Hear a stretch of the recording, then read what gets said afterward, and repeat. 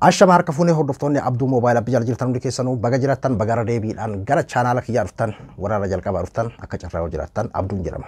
Abduu Moobaayilaa subscribe godhaa maamiltoota keenyatti dabalamaan nuti illee isin simanna. Intala Oromoo akka Itoophiyaatitti akka Oromootitti akka Itoophiyaatitti tokkoffaa taatee jala garaa gubaatiin jirtu. Waa'ee kana irratti jarri maal jechaatiin turan? Walama intalli tun sababa kanaatiin waa sadii jedhamtee jirti. Ammayyuu ammoo warri boo'ichatti hufeeti jira. Maaliif boo'icha kenna qofa odeessinaa osoo hin taane boo'icha jaraatiin isin agarsiisaarraa isiniif qooda. Amma hoo maal jechaati jira? Jalqabarraa boo'icha keessa turan. Amman tanas boo'icha keessa jiru. Mee boo'icha warraatis waliin ilaallaa. Waan intalli tun argatte akkamiin sadarkaa kanarra geette kan jedhus waliin ilaalla. Karaa boo'icha isaaniititti osoo achi hin dabarree boo'icha keenyarraa xiqqoo isin jechuu barbaada. Viidiyoo ganama kana hojjedhe irratti komantiin hedduu keessanii yaada bareedaa akka ta'ee fi akkasuma warroota gartee jaalala Joohar qabdanii fi akkasuma deeggarsa Joohar qabdan hedduu keessanis dubbisaatiin ture. Ana asirratti ebaluu deeggarii ebaluu jibbii miti. Qoqqoodamiinsa keenya bar Joohar dubbataan jiru. Joohar nama tokkollee an bakka buufadhee hin qabu jedheeti jira. Nuti amma rakkoon jiru maal seetan? Komantiin nama hedduu dubbiseen jira. Joohar dubbama marsii godhaa jira. Jechuun waa hima maqaan Joohar ka'u yoo mataan isin dhukkubu, yoo waa hin jaalmarroo ka'u kan mataan isin dhukkubu, yoo waa hin Daawud Ibsaa yeroo ka'u walumaa gala hooggantoota Oromoo yeroo maqaan isaanii ka'u namni mataan isin dhukkubu jaraa fi miti bar. Qoqqoodamiinsa keenya, qoqqoodamiinsa hawaasaa, qoqqoodamiinsa namni jaalatu yoo jira keenya yoo shayxaana taate malee hin jiru. Namni qoqqoodamiinsa keessa faayidaa jiratti fakkaatu wallaalaa fi shayxaana qofa dhiifamallee naa godhaan. Wallaalaani waan sammuun isaa akkaataa gandaa yookiin gosa bira ol dabree hisaabuu hin dandeenye fi shayxaan ammoo waan qoqqoodamiinsa namaa keessa diigamni jiraa beekuu fi qoqqoodamiinsa keessa arrabsoo jiraa beekuuf wal miidhutu jiraa waan beekuuf itti gammada. Lameen kana ala nama biraa waan fayyadu natti hin fakkaatu. Ammoo ormi fakkeenyaa fi kan nu bituu yookiin ammoo nu bulchuu barbaadu diinas haa ta'u kan nu bulchuu barbaadus haa ta'u qoqqoodamiinsa kana keessaa akka ittiin ulfaanne akka wanni kun tokkummaadhaan dura dhaabbatee isa ittiin ulfaanneef isa gargaara waan ta'eef an akkamiin namni jaalmarroo jaalatu olola Joohar irratti deemuutti gammadaan namni ammoo Joohar hin jaalatu olola jaalmarroo irratti deemuutti akkamitti gammadatu na ajaa'ibsiise bara an balbala kana barbaadeen dhabe bar ati jaalmarroo irratti yeroo duulte Joohar irratti duulama waboo irratti oolaa irratti yeroo duulte oofee koo irratti duulamaan akkamitti siif galuu dhabe warri biyya bulchaa jiruu fi paartiin mormituudhaan wal adda kan biyya bulchaa jiru hunda keenya bulchaati jira mirgaa fi dirqamatu irra jira nutu gartee akka nu bulchuudhaa fi jechuun dhugaan haa ta'u sobaan haa ta'u akka barbaaden dirqamaanis haa ta'u akka nu bulchuuf nutu achi kaahee dirqama irraa qabnaa jechuudha. Qeequudhaafis maa kana nagooteefis abaaruudhaafis maaliif na ajjeefteefis maaliif na hidhaafis jechuudha. Warri paartii mormituudha irumayyuu barqa mootummaa biyya bulchaa jiru kan miidhaa jiru kanan sirreessaadhaaf kan inni qabsaahaatiin jiru ganaa aangooyyuu qabanne aangoo qabachuudhaaf qabsaahaatii jira. Ati yoo deeggaruu baattayyuu cal'isuudha. Yoo gartee fakkeenyaaf ati oofee koo deeggarta ta'e dirqama abaa'oo balaaleffatuu hin qabdu jechuudha. Yoo dirqama gartee oofee koo deeggarta ta'e abaa'oo balaaleffatuu hin qabdu jechuudha. Abaa'oos ka jaalatutu jira. Ati oofee koo jaalatta. Oofee koo kee waliin fuula duratti deemuudha. Yoo badhaadhina jaalatta ta'e ati dirqama oofee koo fi abaa'oo yoo siyaasaaf achi keessa faayidaa argattaadhaaf gartee bobbaafamte malee ati irratti duruun dirqama keetii miti jechuudha. Wanti nutiin deeggaraan lafarratti waa'ee paartiitii walaa qabatu waa'ee hooggansaatiin haa taatu waa jennu akka nurlee as deebi'eetiin nu miidhu beekuun dirqama keenya jechuudha. Ati nama kabajuudhaa fi namni si kabajuu qabaami yookiin ammoo akka namni sun si kabajuu barbaadde ati kabajuudha qabda. Ilaalcha nama saniidha yoo hin feene iyyuu kabajjee cal'isuudha. Fakkeenyaaf biyya addunyaa kanarra namni ilaalcha garagaraati qabaa jechuudha. Biyya keenya san qofaami. Inumaa biyya keenya kan ilaalcha garagaraa keessummeessuu hin dandeenye. Biyya namaatitti ilaalcha hedduutu jira jechuudha. Ilaalcha garagaraa ka jiru kana garuu ebalu san deeggara jaarsaa fi jaartii tahanii akkuma kubbaati bara. Hatta haguma kubbaatiyyuu akka haga kubbaatiyyuu jabaatu amma kubbaa fakkeenyaaf namni hedduu yoo United deeggar Manchester United deeggar haga dhumaatti United deeggaruu danda'a yoo Arsenal deeggar haga dhumaatti Arsenal deeggaruu danda'a jechuudha. Ispoortiidha akka jaalatu san jechuudha. Garuu siyaasaan ispoortii caalaa yoo jijjiirama haati mana tokko deeggartee abbaan mana tokko deeggaruu danda'a jechuudha. Biyya namaa keessatti kanaadha kan argaatiin jirru.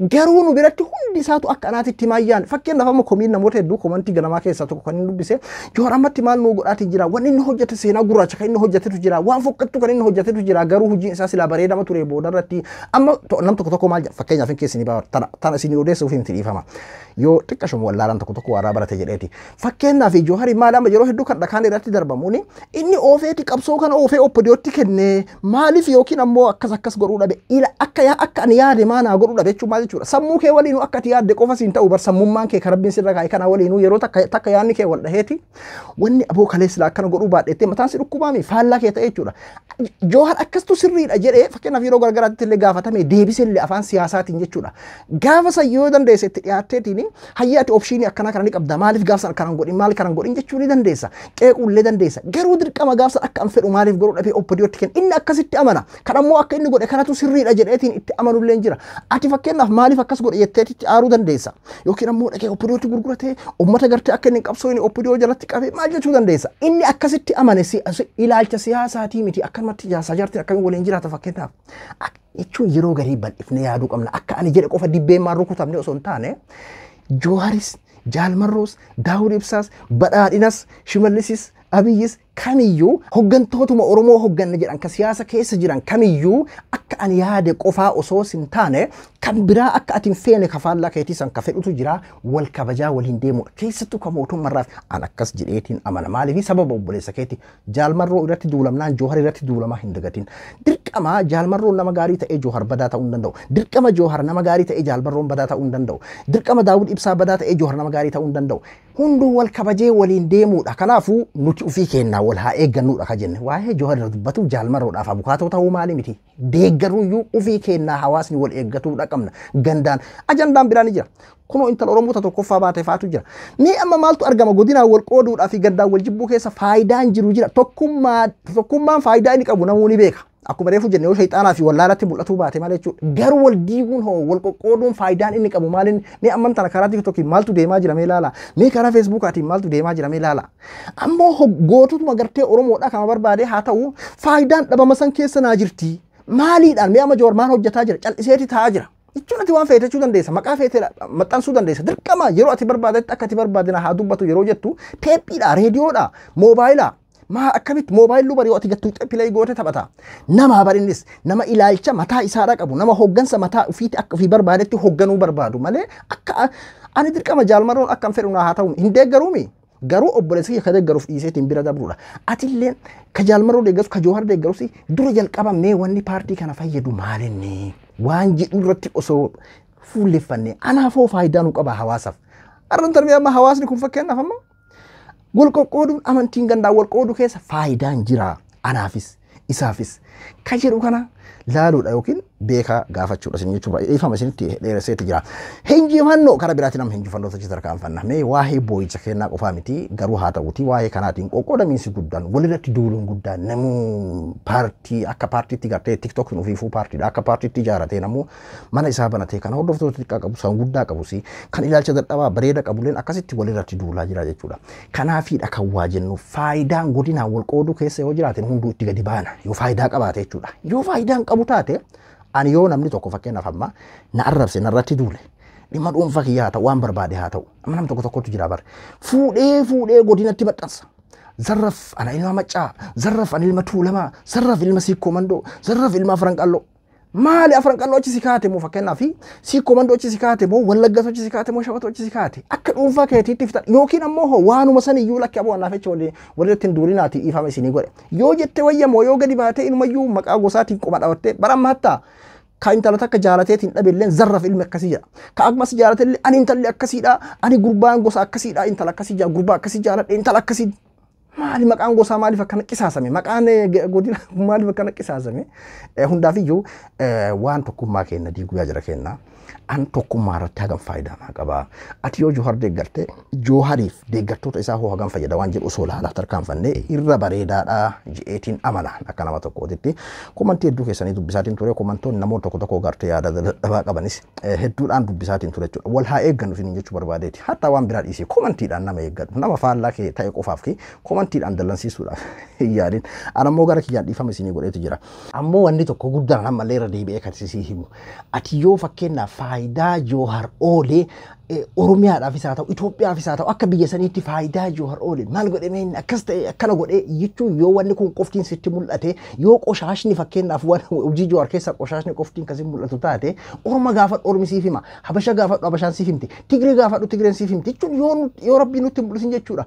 Fakkeenyaaf namni tokko nama si arrabsuurraa faaruun eegii waan jedhamutu jira beeki nama si jibburraa faaruun eegii waan jedhamu tokkotu jira ati jibbaa qofa yeroo sanitti kan sitti mul'ate jechuudha. Akkuma ijji adurreedha hantuuta malee dhagartu jedhame saniidha ati sitti mul'atu danda'a. Jawhar yoo amma haga ammaatti cal'iseyyuu kabajatu malaaf kireeditii kennuu fiitu sirraa malaa jechuudha. Amma iyyuu ammoo yaangi nama ijoollee ganaa dargaggeessa waggaa 30 keessa jirudha.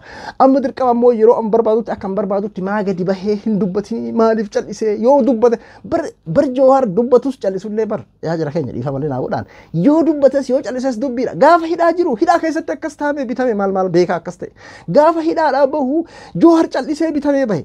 Gaafa ol bahee ammoo inni intervuu ta'u akkamitti dubbatee Jawhar akkas jedhe achi keessatti akkas ta'ee dubbate yoo inni to'ee tokkummaadha akkamitti akkas jedhe amma yeroo inni cal'isee yoo harka lafa jalaatti yookiin waa haraara yookiin waan biraa irratti dhiibbaa godhuu yookiin waan karaa biraatiin hojjetuu danda'a cal'isee ammatti yeroo cal'ises Jawharii falli biyya akkamitti an hayyuu Oromoo tokko an akkamitti faayidaan Oromoodhaaf yookiin jijjiiramni biyya sanii fi ebaluu akkas ta'uu qaba dhabamuu qaba summiin isa akkamitti jedha ilmi namaa gadi bahee paabliik irratti akkamitti yaa jechuun ani baraan na dhibeen wanni kun akkamitti fakkeenyaaf namoonni gartee siyaasa gargaraatiif nuti hawaasa keessa akkamitti kana jedhama.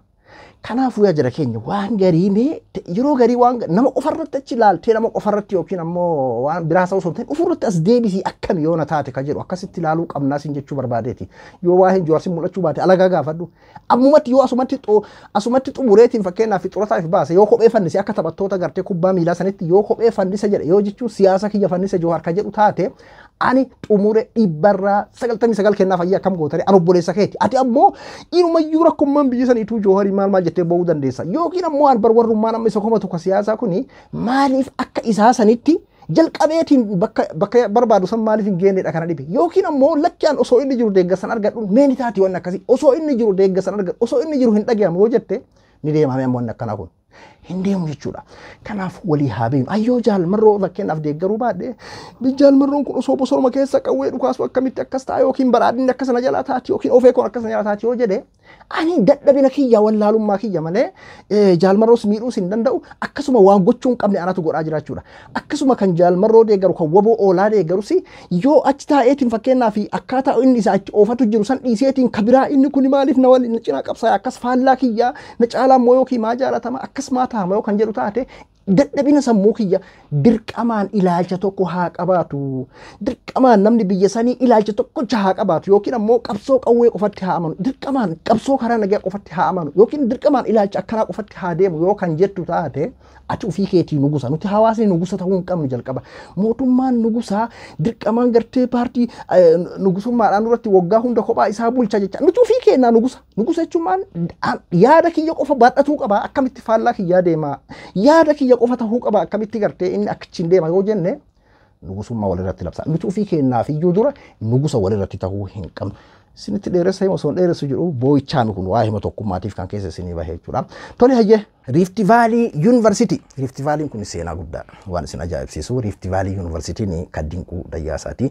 Yeroo dheeraa ololli irratti oofamaati ture. Keessattuu haga waa'ee sadarkaan qulqullinni barumsaa ka'e kana karaa warra kaaniitiin jechuudha. Yeroo garagaraatti akkuma isinuu beektan abbootii qabeenya Oromoodhaa kaampaaniidhaan Oromoo qabeenya Oromoodhaa kan jiru kanarratti yeroo hunda isaanii kan maqaan ka'u. Hatta wanni biraa hafuu bargaafa yaadataa Junaydii waa'ee baasa galchuudhaa fi abbootii qabeenyaa Finfinnee keessa jira warra gartee faannoodhaa san dorgomeetiin moo'atu baasa gartee kwaalitiin eeggatiin karaa gartee kan gabaree akka isaa fayyanii haasaa turan gabaree akka isaa akkas godheetiin maalii godhee kijibaa miidiyaan akkasiin ta'uu olola kanatu deemaa ture. Rift gaafa qulqullummaan barumsaa ka'u Rift Valleyidhaa kan gartee biyya san keessatti barattoota akkana dadhaboo oomishu jedhaniitiin olola kan oofaa turan jechuudha. Har'aantana akka biyyaatitti akka waliigalaatti yuunivarsiitii biyya sanii kan dhuunfaatii fi kan mootummaa yuunivarsiitiin dhuunfaadhaa meeqatu jira jaan yuunivarsiitii 160 wahiitu jira jedhama.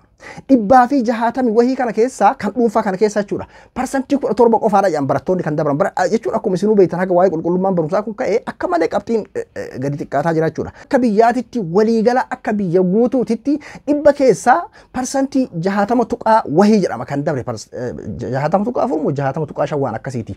60 tuqaa 5 jedhu 100 keessaa jechuudha. Kanneen hunda keessaa yuunivarsiitiidhaan dhuunfaa akkasuma kan mootummaa hunda qorumsa bakka tokkotti kennameeni bahumsa qormaata intalli Oromoodha 100 keessaa 99. Takkatti san maal dhabdee badaata? Takkatti san maaliif ittiin gunne? Takkatti suni maaliin ilaata? Waan nama ajaa'ibsiisumi. Sanuu hoo lixa Oromiyaa iddoo itti gartee jeequmsi jiru yoo barataan tasgabbii qabaate iyyuu tarii maatiin kee jeeqamuu danda'a, tarii firri kee jeeqamuu danda'a. Maqaa nageenya dhabuutiin, maqaa waa'ee wabootiin, maqaa walola mootummaatii fi wabootiin, maqaa waa'ee faannootiin waa meeqatu jira lixa Oromiyaa kana jechuudha. Hatta yeroo daataaleen hin jiru jedhamee maatii fi maatii wal dhabu asumatti warri Finfinnee jiruu fi maatiin isaanii wal dhabaniitiin haala hamaa keessa seentu jirame. Haala akkasiisan keessatti damee Naqamtee irratti Rift Valley Yuunivarsiitiin olola garaagaraa irratti oofaa turan santu hinjifatee maqaa yuunivarsiitii kanaa ol jedhee arran tana osoo hin jaalatin garuu haa ta'uuti olola akkana kana irratti oofaa jira. Kama gaafa dura akkas jechaatiin turan arran tanallee baalaa taraa waan ta'eef akkuma gaafatetti ilaala waan muluqan kun jedhu. Jechuun warri dhiisee maatii fi warri gartee gimboot maaliin kunniin jechuudha warri gartee aandinnati gaafa dura gartee abbichi waliin sirbaatiin ture amman tana gartee yeroo kasaaraa keessa seenanitti boo'icha akkanaa kana keessa jiranii jechuudha. Dhugaa baga gammaddan. Intalli qaxaleen qal'oon akka sibiilaatti isin agartan suni obsineet gaarumaa jedhamti. Obsineet gaarumaa akkasitti 100 keessaa 99 fiddeeti akka biyyaatti tokkoffaa taate akka Oromiyaatiin akka Itoophiyaatti tokkoffaa taate jechuudha. Sababuma kanaatiin yuunivarsiitiin Rift Valley'dha jechuudha. Carraa sadii siif kenneeti jira jechuudha.